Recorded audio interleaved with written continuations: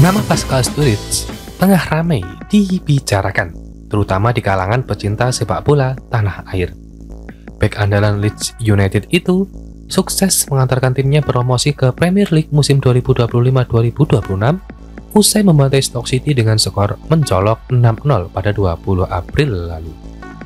Kemenangan tersebut sekaligus mengkokohkan posisi Leeds di puncak klasemen sementara Championship 2024-2025 dengan koleksi 94 poin, meskipun masih menyisakan beberapa pertandingan. Sturridge yang sudah memperkuat tim senior sejak 2018, ini menjadi salah satu pilar penting dalam skuad asuhan Daniel Farke. Bakat besar Sturridge tak luput dari pantauan PSSI yang sejak 2023 sudah memasukkan namanya dalam daftar pemain keturunan yang berpotensi dinaturalisasi. Namun, saat itu bek kelahiran Doorn, Belgia ini masih memiliki ambisi untuk membela timnas Belanda. Meski sempat ditolak, PSSI belum menyerah. Baru-baru ini, pendekatan kembali dilakukan dan kali ini lewat Patrick Kluivert. Mereka bahkan bertemu langsung usai laga Oxford United vs Leeds United pada 18 April, membicarakan peluang Sturridge memperkuat timnas Indonesia. Sturridge memiliki darah Indonesia dari kakek dan neneknya yang pernah tinggal di Hindia Belanda nama Indonesia sebelum merdeka. Mereka pindah ke Belgia sudah sejak lama, namun jejak itu tetap melekat dalam sejarah keluarga. Ada koneksi saya dengan Indonesia, kakek dan nenek saya yang berasal dari Hindia Belanda. Tapi saya heran kok orang-orang bisa tahu ya saya punya darah Indonesia, ucap Sturridge. PSSI kini tengah mendalami dokumen serta catatan sejarah yang dapat memperkuat bukti bahwa Sturridge memang berhak membela merah putih melalui jalur naturalisasi. Salah satu media asal Belanda menyebutkan bahwa Sturridge telah mengantongi izin untuk membela Indonesia. Artinya, jalan menuju naturalisasi bukan lagi sekedar isu spekulatif. Mereka sudah berada dalam tahap yang lebih konkret. Kehadiran pemain berpengalaman seperti Sturridge sangat dibutuhkan Indonesia, terutama jelang laga penting menghadapi Tiongkok dan Jepang di putaran ketiga kualifikasi Piala Dunia 2026 zona Asia pada 5 dan 10 Juni 2025. Dengan target 6 poin, di dua laga tersebut PSSI terus mencari pemain berdarah Indonesia yang punya kualitas internasional. Kehadiran Sturridge di lini belakang akan jadi tambahan signifikan mengingat pengalamannya di kompetisi sekelas dari Premier League.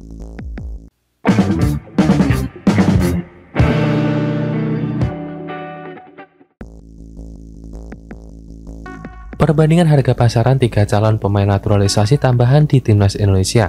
Ada potensi PSSI mendapatkan 3 pemain keturunan lagi sebelum FIFA Matchday Juni 2025 dimulai, yakni Pascal Sturridge, Tristan Goijers, dan Emiliano Jonathans.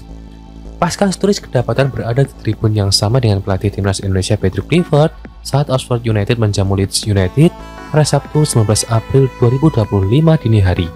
Disinyalir Pascal Sturridge dan Patrick Kluivert melakukan pertemuan entah sebelum atau setelah pertandingan.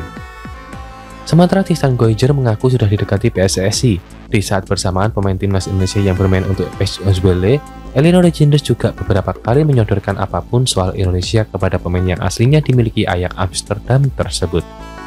Bagaimana dengan Emiliano Jonathan? Ya, ayah Emiliano Jonathan, Dennis Jonathan sudah tiba di Indonesia saat periode FIFA Matchday Maret lalu. Diduga, salah satu agenda Dennis Jonathan di tanah air adalah bersua Ketua Umum PSSI dan pelatih timnas Indonesia. Jika nama-nama di atas berhasil dinaturalisasi, kekuatan timnas Indonesia optimis meningkat. Pascal Sturridge dapat membentuk trio mematikan di jantung pertahanan bersama Misiligers dan Jayces. Tristan Goijers dapat muncul sebagai pasangan Kevin Dijk di sektor wingback kanan, sedangkan Emiliano Jonathan beroperasi di area winger kanan. Harga pasaran Pascal Sturridge begitu tinggi. Mengutip dari laman Transfermarkt, harga pasalnya yaitu menembus 15 juta euro atau sekitar 285 miliar rupiah. Jika berhasil dinaturalisasi, Pascal Sturridge akan berstatus pemain Indonesia termahal saat ini. Status itu dipegang oleh back FC Twente, Misiligers yang menembus angka 7 juta euro atau setara 133,3 miliar rupiah. Bagaimana dengan Tristan Goijers? Harga pasar Tristan Goijers menembus angka 38,1 miliar rupiah. Sementara Emiliano Jonathan harganya pasarannya berada di angka 900.000 euro atau setara 17,1 miliar rupiah. Kehadiran 4 nama di atas otomatis meningkatkan harga pasaran timnas Indonesia. Harapannya melesatnya value timnas Indonesia juga berefek kepada peningkatan performa skuad Garuda.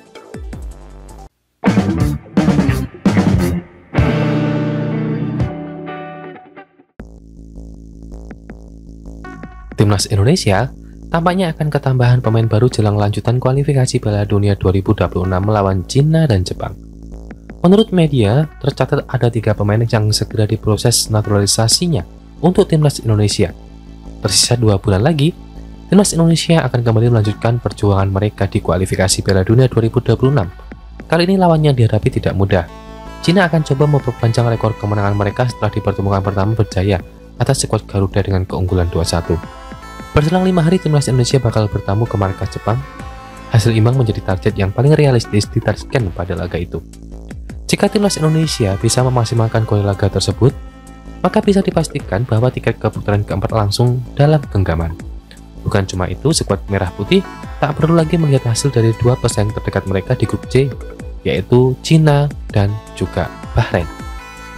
Sejauh ini, Timnas Indonesia menempati posisi keempat grup C kualifikasi Piala Dunia 2026 dengan perolehan 9 poin hasil 2 kemenangan serta masing-masing 3 imbang dan kalah. Di sisi lain, jelang bergulirnya laga Juni nanti, Timnas Indonesia tampaknya akan mendapat kabar gembira yang justru datangnya dari media Vietnam. Melalui rilisannya, Cina dan Jepang diimbau untuk waspada terhadap kekuatan Timnas Indonesia pada laga 2 bulan nanti. Usut punya usut, tentunya ungkapan bahwa skuad Patrick Kluivert sedang mendekati 3 pemain keturunan Indonesia yang asalnya Belanda. Tentu ada Tristan Kuijers, Willian Jonathan, serta Pascal Studis yang kita akan tunggu kehadirannya. Meski 2 tim calon lawan Timnas Indonesia punya kekuatan yang tak bisa dianggap remeh, tapi media tersebut mengimbau mereka untuk pasang alarm siaga. Apalagi kondisi internal Timnas Cina sedang goyah menyusul rencana beberapa naturalisasi terhadap sejumlah pemain menemui jalan buntu.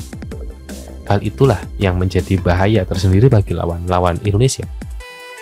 Sampai sekarang belum ada update terbaru apakah ketiga pemain Belanda tersebut benar-benar bakal memperkuat Timnas Indonesia. Patut kita tunggu kepastiannya.